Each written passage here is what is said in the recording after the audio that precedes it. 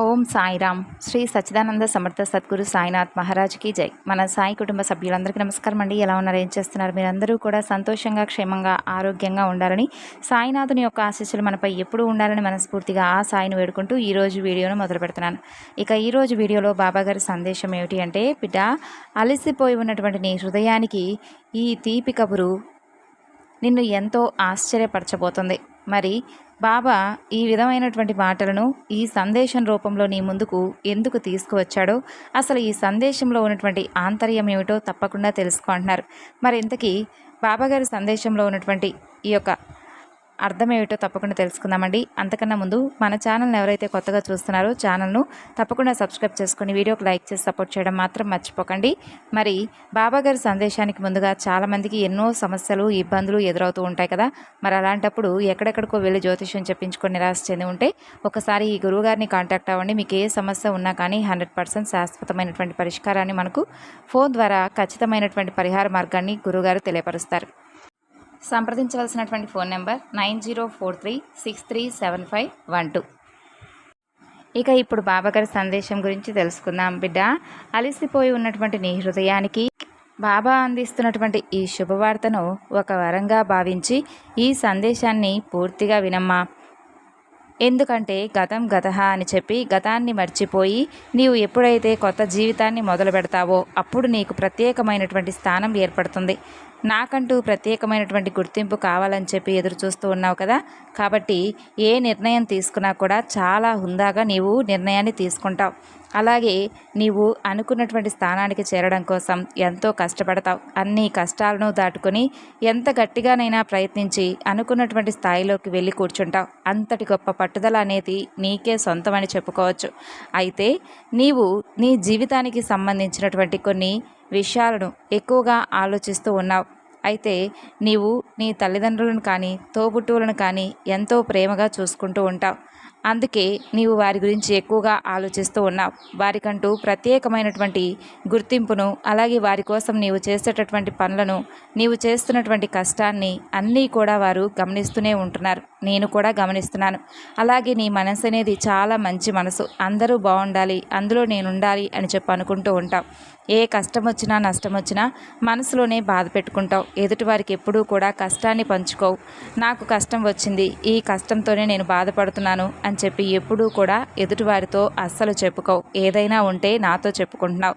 నీ కష్టాన్ని పాపం వీరి మనసులోనే ఉంచుకొని ఎవరికీ కూడా తెలియకుండా నాలుగు గోడల మధ్య రాత్రి సమయంలో పడుకున్నప్పుడు ఒంటరిగా ఉన్నప్పుడు నీకు నువ్వుగా ఏడ్చుకుంటూ బాధపడుతూ ఉంటున్నావు. ఆ విషయం ఎవ్వరూ కూడా చూడటం లేదనుకుంటున్నావు.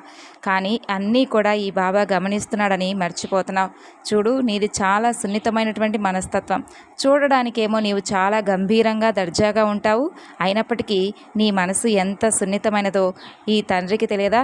నీవు చాలా గట్టిగా పట్టుదల ఉన్నవాడివి. ఏదైనా కానీ వ్యాపారం చేసినా, బిజినెస్ చేసినా, లేదంటే ఏదైనా కానీ నీకంటూ ప్రత్యేకమైనటువంటి స్థానాన్ని ఏర్పరచుకున్నావు. ఒక ప్రత్యేకమైనటువంటి గుర్తింపును కూడా ఏర్పరచుకోవాలని చెప్పి చాలా ఎక్కువగా పట్టుదలగా ఉంటున్నావు. అయితే నీవు మాత్రం నీ యొక్క సంతానం విషయంలో కొన్ని చిన్నపాటి సమస్యలను ఎదుర్కొంటూ ఉన్నావు. నీవు తండ్రిలాగా లేదంటే తల్లిలాగా చాలా గట్టి పట్టుదలతో ఏ పనైనా కానీ చేయడానికి ముందుంటున్నావు. కానీ నీవు మాత్రం అప్పుడప్పుడు కొన్ని చిన్న చిన్న అనారోగ్య సమస్యలు అనేవి రావడం వలన పూర్తిగా నీవు చాలా డిప్రెషన్లోకి వెళ్ళిపోతూ ఉన్నావు. అలాగే నీవు పడుతున్నటువంటి కష్టాన్ని నీ కుటుంబానికి అసలు తెలియనివ్వకుండా చేస్తున్నావు. నీ పిల్లల గురించి నీ ఆలోచనలు కూడా రెట్టింపు అయిపోతున్నాయి. ఇప్పుడు ప్రజెంట్ నీకు ఆరోగ్యం సరిలేక నీ మనసంతా కూడా పూర్తిగా గందరగోళమైనటువంటి ఆలోచనలు చేస్తూ ఉండడం వలన నీవు భవిష్యత్తులో నా పిల్లల పరిస్థితి ఏమిటి, అసలు వీరికి ఏ విధంగా నేను డబ్బు సమస్యలను తీర్చగలను, వారికి కావాల్సిన అందిస్తానా, అందివలేనా అనేటటువంటి విషయంలో ఎక్కువగా బాధపడుతూ ఉన్నావు. కాబట్టి నీకు ఆ విషయంలో మాత్రం నేను నీకు ప్రమాణం చేసి చెప్తున్నాను. నాకు నువ్వెంతో, నీ బిడ్డలు కూడా అంతే. నీపై నా ప్రేమ ఎలా ఉంటుందో నీ బిడ్డలపై కూడా నా ప్రేమ అంతే విధంగా ఉంటుంది. కాబట్టి నువ్వేమీ నీ బిడ్డల భవిష్యత్తు గురించి అస్సలు బాధపడవద్దు. నీ గురించి నువ్వు ఏ విధంగా అయితే కష్టపడుతున్నావో అంతే కష్టాన్ని, అలాగే అలసిపోయి ఉన్నటువంటి నీ హృదయాన్ని కాసేపు మనసును ప్రశాంతంగా ఉంచుకొని కాలాన్ని సద్వినియోగం చేసుకో. కాలం అనేది జరిగిపోతూ ఉంటుంది, సమయం అనేది కూడా జరిగిపోతూ ఉంటుంది. మనం ఆపమన్నా కూడా ఆగిపోలేవు. కాబట్టి నిరంతరం కూడా ఇలా నీవు అలుపనేది లేకుండా ఎప్పుడూ కూడా ఏవో ఒక ఆలోచనలతో, అంటే నీవు చేస్తున్నటువంటి కష్టం చేస్తూ కూడా ఏదో ఒక ఆలోచనలతో సతమతమైపోతూ ఉండడం చూస్తుంటే నాకు బాధగా ఉంటుంది. అలాగే కోపాన్ని కూడా ఎక్కువగా పెంచుకుంటున్నావు. కోపాన్ని తగ్గించుకొని జాగ్రత్తగా ఆలోచించడం మొదలుపెట్టు. ఏ విషయాన్నైనా కానీ నిలకడగా జాగ్రత్తగా ఆలోచించుకుంటే అన్నీ నీ ముందే ఉంటాయి. అలాగే నీకు కొంచెం శత్రువులు కూడా ఎక్కువగా ఉన్నారు. అంటే ఒక మాట వచ్చి నీకు ఏదైనా కోపం వస్తే ఎదుటివారు నీకు ఏదైనా కానీ అంటే కీడు తలపెట్టాలనేటటువంటి లెవెల్లో ఉంటున్నారు. కాబట్టి అటువంటి వారిని కూడా దూరంగా పెట్టు. వెంటనే నీవు ఏ విషయమైనా కానీ వారితో పనిచేసుకోకు. అవతలి వారి మీద ఉన్నవి లేనివి అన్నీ కూడా నీ ఆలోచనలతోటి సతమతమైపోతూ ప్రతి ఒక్క విషయాన్ని కూడా సున్నితమైనటువంటి విషయాలను కూడా నీవు చాలా ఎక్కువగా బుర్రలోకి ఎక్కించుకొని ఏదో జరిగిపోతుందని అన్నీ కూడా నెగిటివ్ ఆలోచనలు అస్సలు చేయకుండా ఉండు.